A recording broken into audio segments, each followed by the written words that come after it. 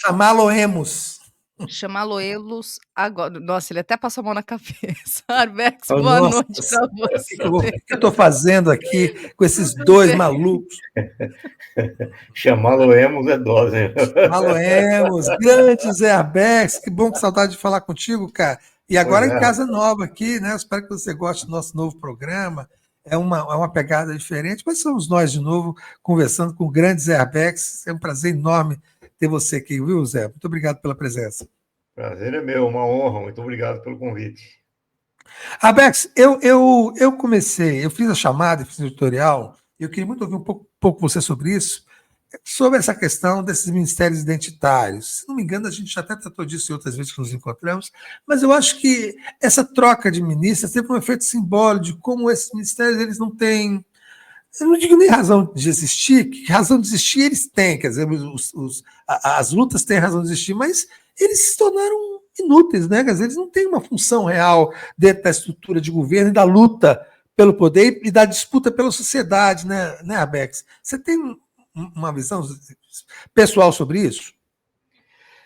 Eu tenho, e eu acho que tem que ser discutido muito seriamente, porque a questão identitária, na verdade, ela foi importada no Brasil, né, a partir principalmente do Partido Democrata dos Estados Unidos, que é o motor impulsionador dessa discussão no mundo. Ela surgiu nos quadros do Partido Democrata nos Estados Unidos e ganhou projeção mundial. Eu acho um grande problema essa questão identitária, porque não leva a lugar algum. E com isso, atenção, antes que comecem as acusações sobre que eu estou desprezando a luta de questão de gênero, racismo, preconceito, opressão, eu não estou desprezando nada disso. O que eu estou dizendo é que essas questões de gênero, a questão do racismo, da homofobia, ela tem que ser colocada no contexto real delas, que é o contexto da luta entre classes sociais. Quer dizer, quando você tira o contexto da luta de classes e atribui a questão identitária um valor absoluto, por exemplo, tem que ter uma mulher porque a mulher é o lugar de fala da mulher e é ela que entende, etc. E tal. Olha, algumas das piores dirigentes políticas do mundo contemporâneo hoje são mulheres. A Ursula von der Leyen, da Comissão Europeia. Essa mulher é uma megera que faria o Hitler ruborizar com um colegial. A Kamala Harris, que todo mundo aqui no Brasil estava torcendo para a Kamala Harris ser a presidente dos Estados Unidos. A Kamala Harris é uma promotora racista, que decretou um número recorde de prisões nos Estados Unidos de negros, lá na Califórnia, quando ela era promotora pública. Ela é co-partícipe do genocídio em Gaza. A ex-embaixadora dos Estados Unidos na ONU, mulher negra, um horror a mulher. Vetou todas as resoluções pró-Palestina. A atual chefe do Partido Conservador na Grã-Bretanha, a Kate Badenoch. Eu brinco com Badenoch, o nome dela, eu brinco com Bad Enough, mal o suficiente. Ela é a principal articuladora das políticas anti-palestinas da Inglaterra hoje, quer dizer, é uma negra. E por aí vai, com Condoleezza Rice, negra, lésbica. A Le Pen na França. Marine Le Pen. Quer dizer, então a primeira-ministra da Itália, que é fascista, mulher, né? A Meloni. Meloni. Então, quer dizer, a luta identitária, quando você separa a questão do gênero do contexto completo em que se coloca na luta de classe, você fica com umas aberrações dessa. Quer dizer, eu não vou jamais apoiar uma Meloni da vida, uma Ursula von der Leyen da vida, porque são mulheres, mas jamais, nem atado, nem se Cristo aparecer na minha frente e falar apoia, não vou. A mesma coisa pode dizer de negros. O prefeito de Nova York, que é um negro retinto, é um facínora, é um bandido. O Colin Powell, que era o chefe da defesa dos Estados Unidos negro, foi o que comandou o ataque em 2003 ao Iraque. Quer dizer, é um ataque com base numa mentira. O Obama, negro, foi responsável pela deportação de quase 3 milhões de hispânicos dos Estados Unidos. Quer dizer, não tão...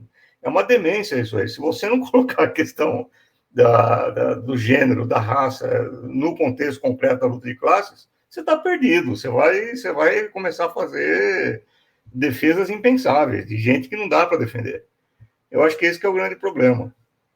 Aliás, eu tive outro dia eu tive uma pequena discussão com o Mário Lopes, porque eu tive a impressão que o Mário Lopes é meio identitário. Eu não tive essa impressão, não sei se é verdade ou não. Foi uma troca rápida uma discussão rápida que eu tive com ele, eu fiquei com essa impressão, mas pode ser que eu esteja enganado.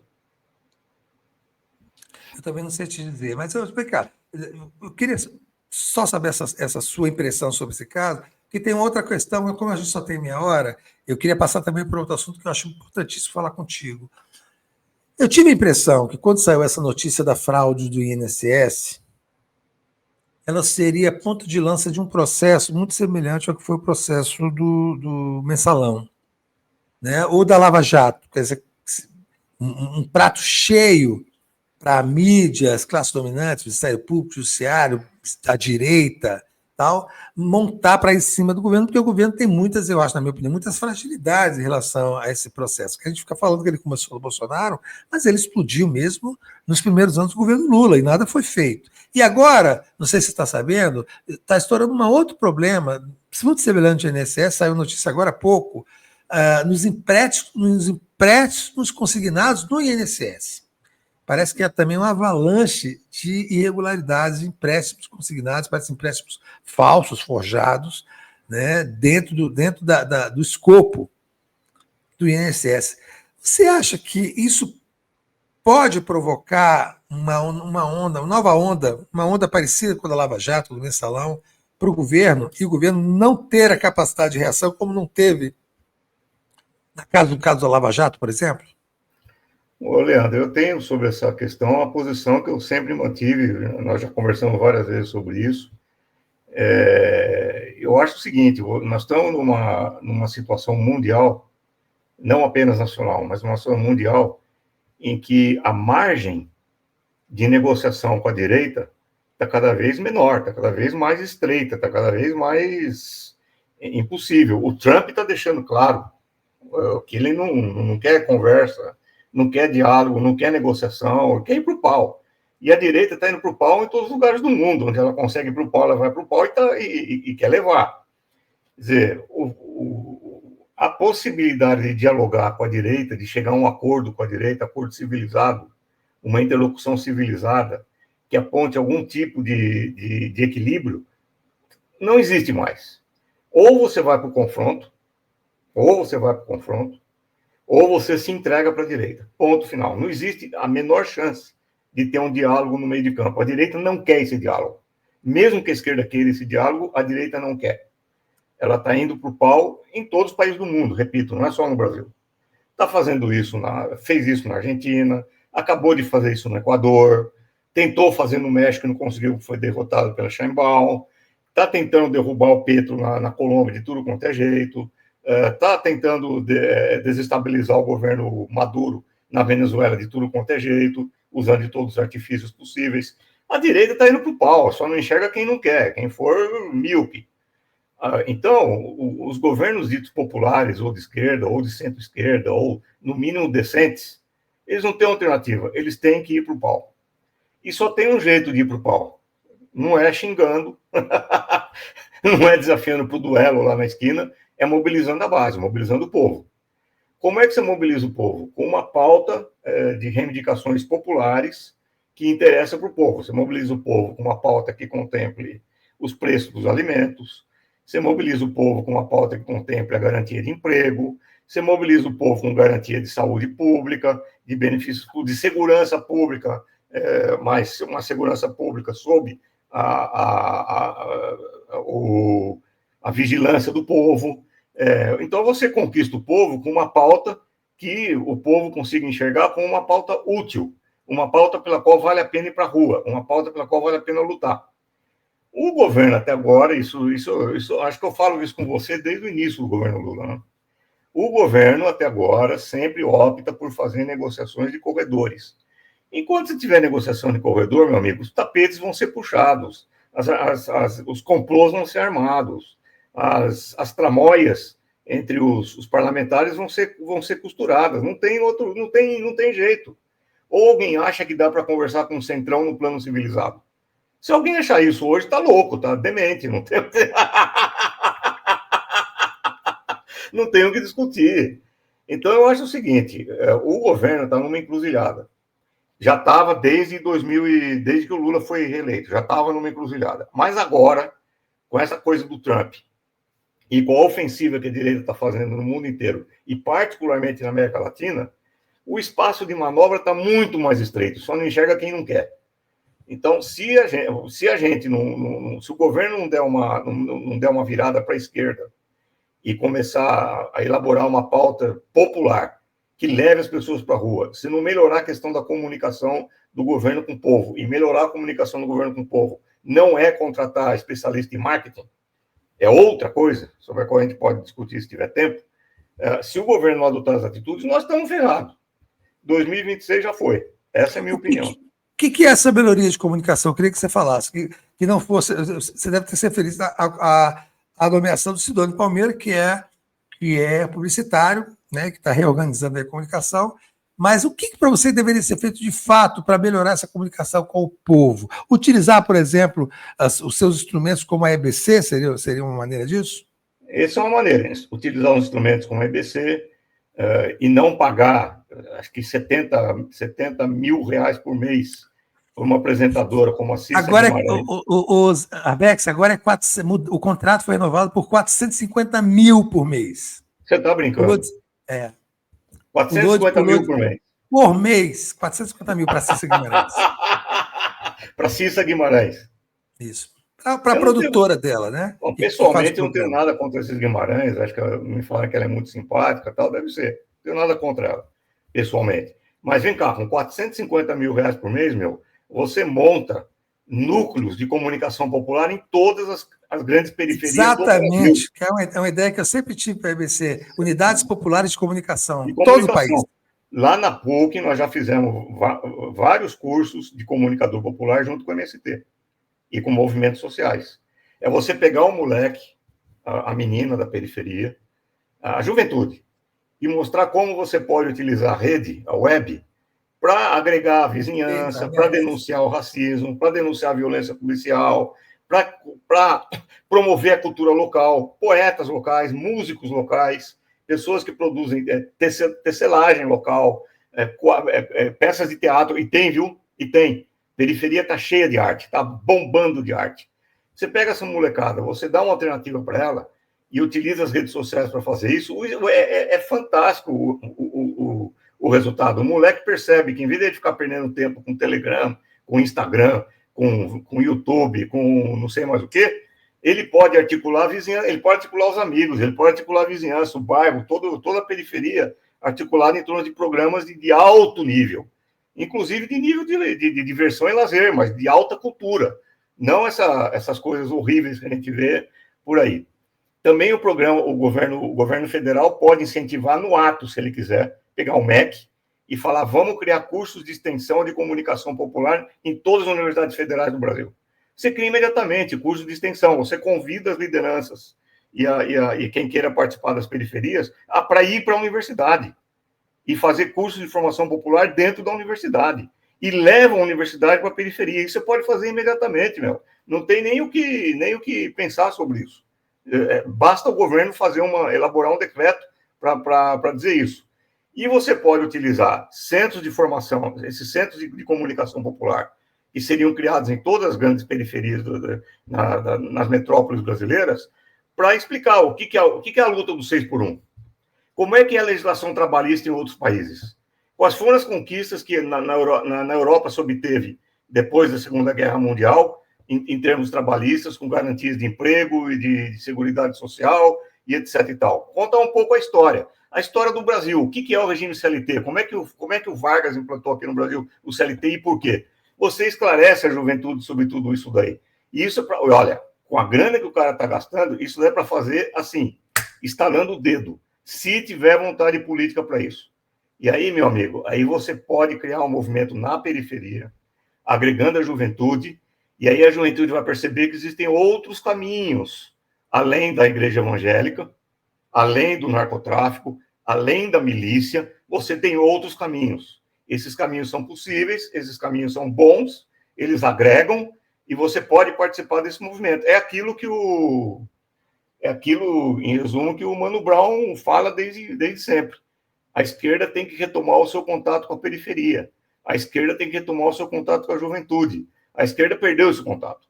Então, uma política real de comunicação tem que contemplar tudo isso, senão não é uma política de comunicação. Política de marketing.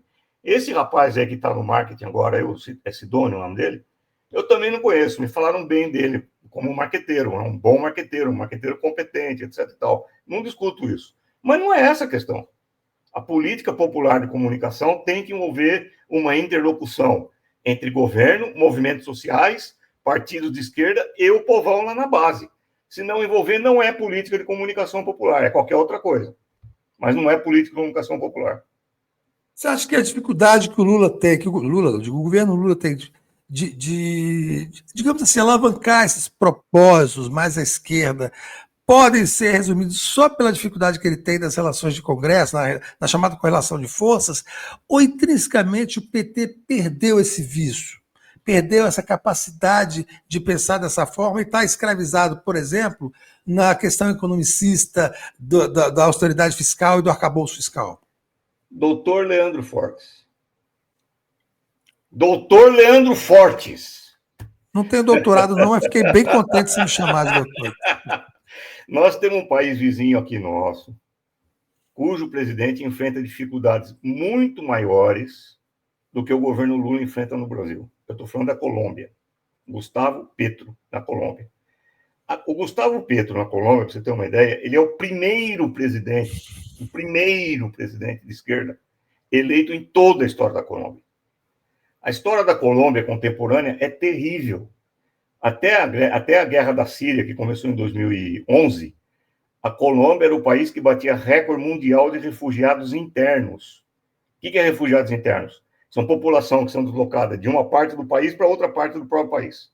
Na sua maioria, camponeses, indígenas, agricultores, pobres, que eram expulsos dos seus locais porque tinha uma guerra em curso que envolvia milícias de narcotraficantes, milícias egressas do Exército, milícias da extrema-direita e os grupos armados e patrocinados pelo DEA, que é o Serviço contra Drogas lá dos Estados Unidos, e o próprio Exército Regular.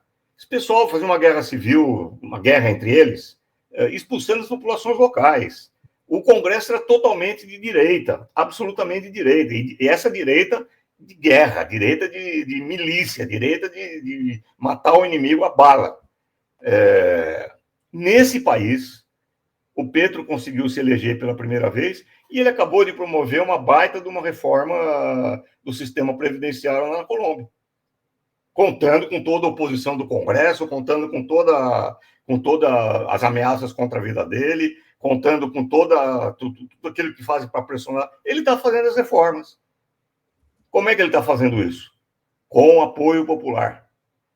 A direita vai e ameaça ele vai para as mídias, ele bota a boca no trombone, ele convoca manifestações de rua, convoca passeatas, convoca o povo. E não para ir em defesa dele, Petro, mas para a defesa das conquistas do povo. E o povo entende isso. E vai para a rua. Porque o povo entende que está lutando por seus próprios interesses. Não é para defender o Petro, mas para defender os seus próprios interesses. O Petro expulsou o embaixador de Israel, lá da Colômbia. É um sujeito totalmente comprometido com as lutas populares em escala nacional e internacional e está conseguindo fazer isso na Colômbia. Quer dizer que o PT, o governo Lula, com todo o prestígio que o Lula tem, com toda a história do PT, não conseguiria fazer algo nem perto disso aqui no Brasil? Pelo amor de Deus, né? Não dá. Não dá para engolir essa daí. O que está em questão aqui é vontade política. O que está em questão aqui é estratégia política. Nós estamos falando de um governo que fez eco com o governo Biden e com o Partido Democrata dos Estados Unidos para condenar o Maduro, lá na Venezuela, e não demorou nem meia hora para reconhecer o governo Noboa de extrema-direita, que sim deu golpe lá no Equador. Isso é estratégia política, estratégia de governo. Não tem nada a ver com relação de força dentro do Congresso, não permite, não sei o quê, não tem nada a ver com isso. Isso aí o Lula reconheceu no Boa e desceu o pau no Maduro, não tem nada a ver com correlação de forças no Congresso. Tem a ver com aquilo que o Lula definiu como estratégia. E parece que ele definiu como estratégia ficar negociando o que dá para negociar com o imperialismo, etc. Mas, como eu disse no começo do programa, o imperialismo não quer negociar. O Trump não quer negociar, ele está deixando isso claro. Ele não está negociando nem dentro dos Estados Unidos, ele não está negociando nem com o próprio partido dele, o Partido Republicano. Ele não está obedecendo nem às determinações da Corte Suprema dos Estados Unidos. Você acha que ele está afim de qualquer negociação, qualquer acordo com o Brasil ou com quem quer que seja? Não, ele está indo para o pau. E aí tem aquele provérbio, né, meu? Se você se curva, aí é que o pau vai descer na tua nuca mesmo, né? Então, eu acho que o governo Lula ele está numa estratégia completamente equivocada, errada e perigosa, porque ele está cedendo, e quanto mais você cede, mais você vai ficando refém do teu inimigo. Eu acho que é esse que é o problema. Isso aí é um erro clássico que o PT e o Lula insistem em cometer. Esse negócio de... Eu me lembro, outro dia eu estava conversando, acho que foi com o Breno Altman. Ele falou, rapaz, lembra na nossa época de movimento estudantil, de luta lá em ditadura? Ninguém ficava falando em correlação de força. Ninguém falava em, não vou fazer isso porque correlação de força não permite. Ninguém ficava com essa história aí. A gente chegava na conclusão que tal coisa tinha que ser feita, a gente ia lá e fazia. E ponto final. Ninguém ia ficar pensando se tem correlação de força, se não tem correlação de força. A correlação de força justifica tudo, né? Correlação de força é para qualquer coisa. E olha que eu e o Breno, na época do movimento estudantil, a gente era inimigo. Porque o Breno sempre foi stalinista e continua sendo. E eu sempre fui trotskista e, de certa maneira, continuo sendo. Então, mas isso não impede que a gente converse, que a gente tira essas conclusões. Quer dizer, na nossa época, tinha que ocupar a rua, tinha que fazer passeata, tinha que lutar contra a ditadura. A gente ia lá e lutava contra a ditadura. Ninguém ficava falando em correlação de força. Que porra é essa correlação de força? Você vai lá e luta, meu amigo. Não tem... Que papo é esse? Ô, Abex, eu achei... O PT foi criado assim, aliás. Eu achei interessante, por exemplo, que o Lula tenha finalmente, antes tarde do que mais tarde ainda, abarcado essa luta, pelo menos no discurso, abarcado essa luta pelo fim da escala 6x1.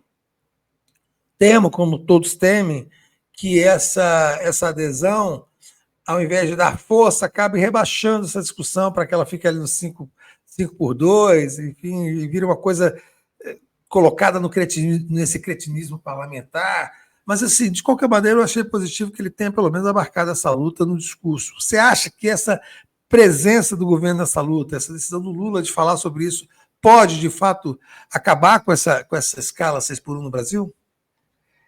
Eu acho que a retórica aí, o discurso é necessário, mas não é suficiente. Olha aqui, vamos pegar um caso civilizado, tá? Civilizado com ironia. O caso da França. Você quer uma tradição de luta mais forte que a da França, desde 1848, com a Revolução lá, e a Revolução Francesa de 1789, as conquistas sociais, etc. e tal? A França é o país das grandes lutas sociais. Pois muito bem, o parlamento lá aprovou uma reforma do sistema previdenciário que ampliava o direito dos trabalhadores. O Macron, presidente da França, pela primeira vez na história moderna da França, invocou poderes excepcionais do presidente, passou por cima do Congresso e manteve a estrutura do sistema antigo, todas as injustiças do sistema antigo. Depois teve eleições parlamentares, a esquerda ganhou, o Macron passou por cima de novo do Congresso e apontou um primeiro-ministro de direita, contrariando a legislação francesa. O que eu quero dizer com isso é o seguinte: não há maneira de você garantir a menor conquista dos trabalhadores sem a pressão popular e sem o povo na rua. E mesmo com a pressão popular, mesmo com o povo na rua, você está sujeito a manobras como essa do Macron, que passa por cima da vontade popular. Quer dizer, então, você não tem condição de revogar a 6x1 e manter essa conquista se o povo não estiver mobilizado. Eu sinto muito, não tem. Você acha que o Centrão vai garantir isso daí? Não, não vai. Mas não vai mesmo. Então, não adianta. Alguém falou, mas o Lula acabou com a fome, não sei o quê, não sei o quê, não sei o quê. E eu não estou dizendo que não houve nenhum avanço com o governo Lula. A pessoa que disse isso, acho que não entendeu nada do que eu falei. Eu não estou dizendo que não houve nenhum avanço do governo Lula. Teve avanço. O Lula é melhor do que o Bolsonaro, sem dúvida nenhuma. Se tiver eleição hoje, tiver 2 candidatos, Lula e alguém mais do time do Bozo, evidentemente eu vou votar para o Lula, vou fazer campanha para o Lula, vou querer que o Lula seja eleito. Isso é óbvio, é evidente. Eu achei que nem precisava falar isso com um público qualificado como o seu. Parece que precisa falar. Então o pessoal não entende. O que eu estou dizendo é que isso não é suficiente, porque a qualquer momento essas conquistas podem ser revogadas. Por exemplo, se entrar um partido agora de extrema-direita em 2026, tudo aquilo que o governo Lula avançou vai para trás, como foi durante o governo Bolsonaro. Você teve dois governos, um governo e meio da Dilma, e tudo aquilo que foi conquistado no Brasil, o Bolsonaro começou a derrubar. E foi derrubando a legislação trabalhista, com o Temer, da Previdência, depois a Covid com 700 mil mortos, com canetadas. O governo Bolsonaro foi derrubando. Por quê? Porque não tinha massa organizada para se opor a ele. Então não adianta vir com essa conversa, o Lula acabou com a fome, eu sei que acabou com a fome, o cidadão. Não é essa a questão. A questão é como é que você vai garantir as conquistas sociais dos trabalhadores e impedir que um governo, eventualmente de direita, que seja eleito em 2026, revogue até mesmo o mínimo que o Lula conseguiu. Esse que é o problema. Certo. E, vem cá, você falou uma coisa interessante, se 2026 for o Lula contra o Bolsonaro, o Lula contra alguém, assim, eu também não vejo, eu não vejo outra opção que não seja votar no Lula. Mas você não acha que é possível, desde já, se construir uma opção ao Lula, dentro da esquerda, se construir uma opção para que não seja sempre a votação, porque é muito ruim eu pensar nisso, né, Arbex? De novo eu vou votar, não no Lula, mas para não voltar ao bolsonarismo. Por quantas eleições a gente vai ter que sempre votar num candidato para que não volte a extrema-direita, para que não volte o bolsonarismo? Qual seria a opção que nós teríamos de construir uma candidatura à esquerda que necessariamente não fosse obrigatória, que não nos obrigasse a votar contra o bolsonarismo, mas num projeto de esquerda? Pois é, a resposta está na história, né? Da onde surgiu o Lula? Do movimento popular, do movimento sindical, das comunidades eclesiais de base, da luta que mobiliza a sociedade, e dessa luta surgem as lideranças. Nenhuma liderança é produzida em reunião de laboratório. Nenhuma liderança é produzida em escritório com ar-condicionado.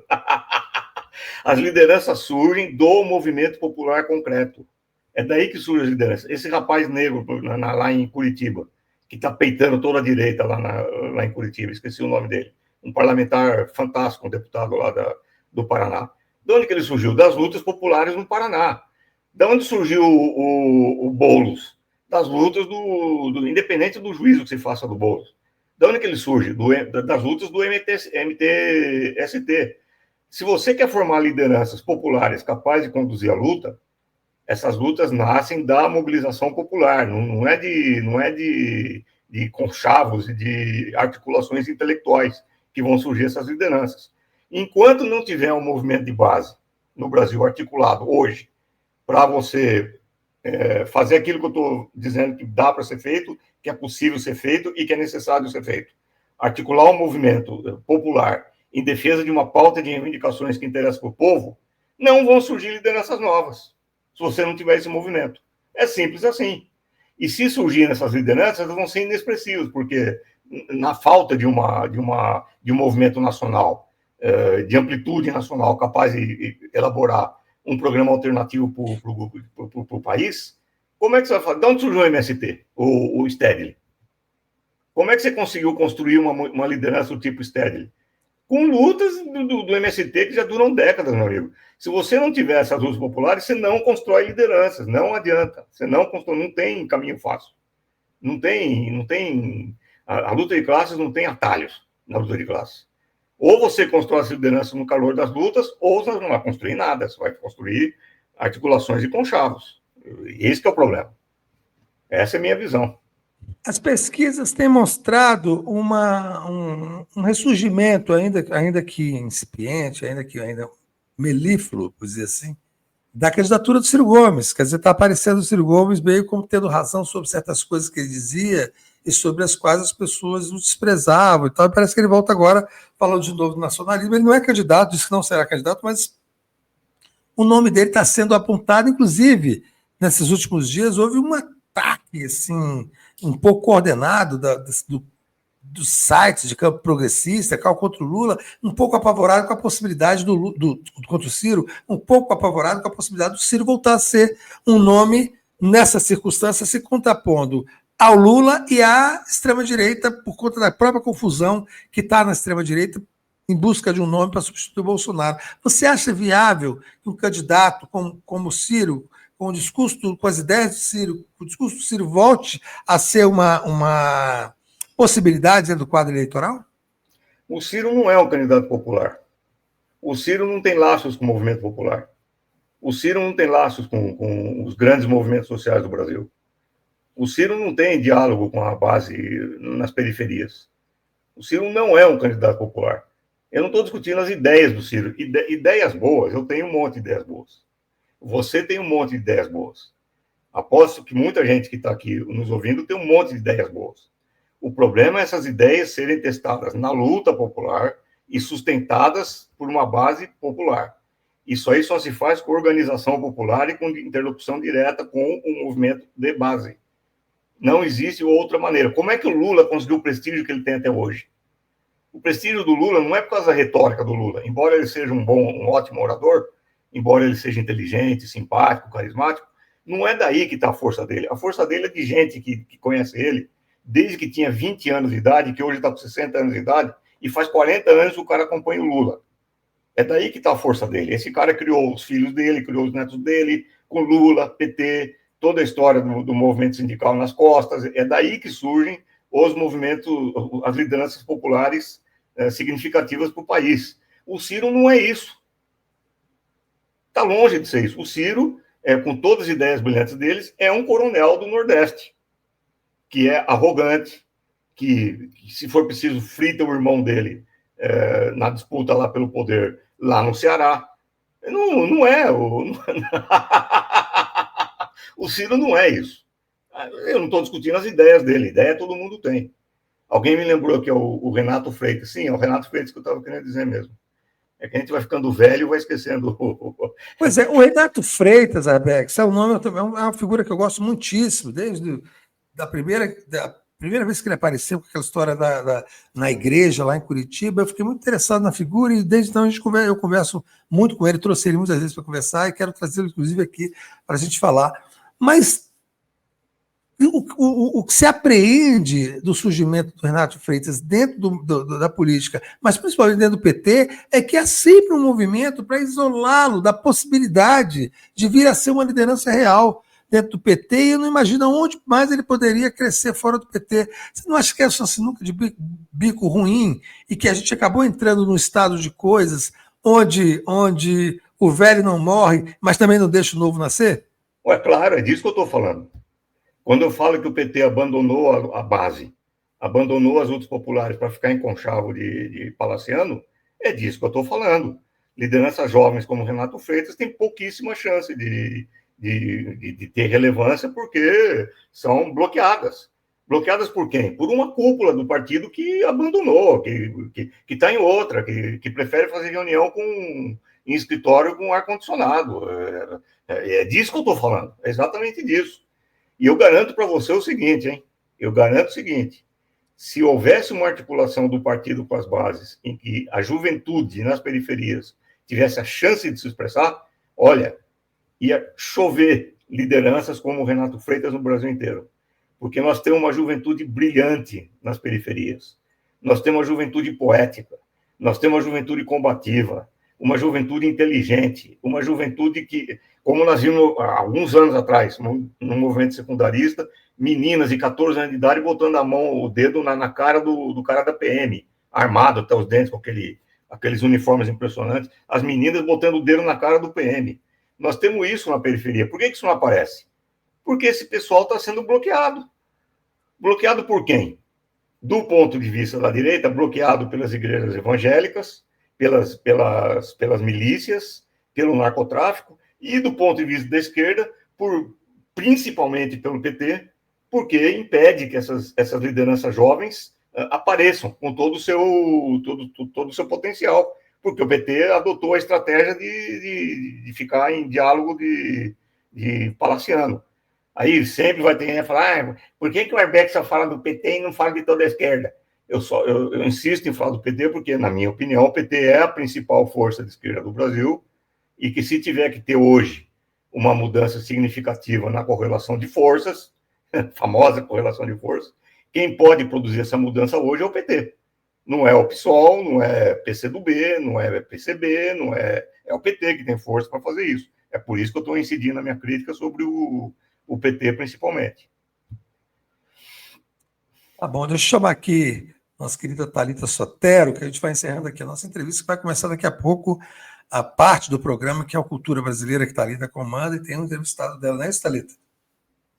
Isso aí, exatamente. Agora, 8h15, está chegando o Gog, o rapper Gog. Você conhece, Arbex?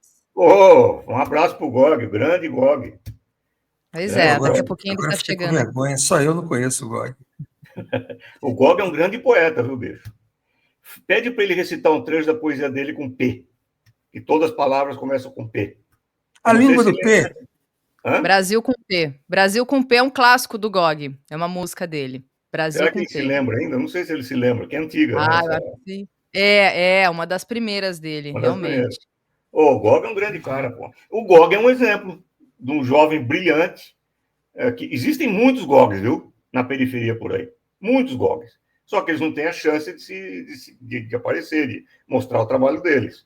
Porque está se pagando R$450 mil para Cissa Guimarães. Isso é uma piada, né? Isso é uma brincadeira. Isso é uma brincadeira. Essa é uma brincadeira. Isso aí não depende de correlação de força no Congresso, que é direita no Congresso, não depende de nada disso. Depende de vontade política. É isso aí. Tem um comentário aqui que chegou, olha só, Ferreira diz o seguinte: sem consciência social, qualquer conquista é considerada esforço pessoal ou capitaneada por evangélicos como divino, sem influência da esquerda. Exatamente.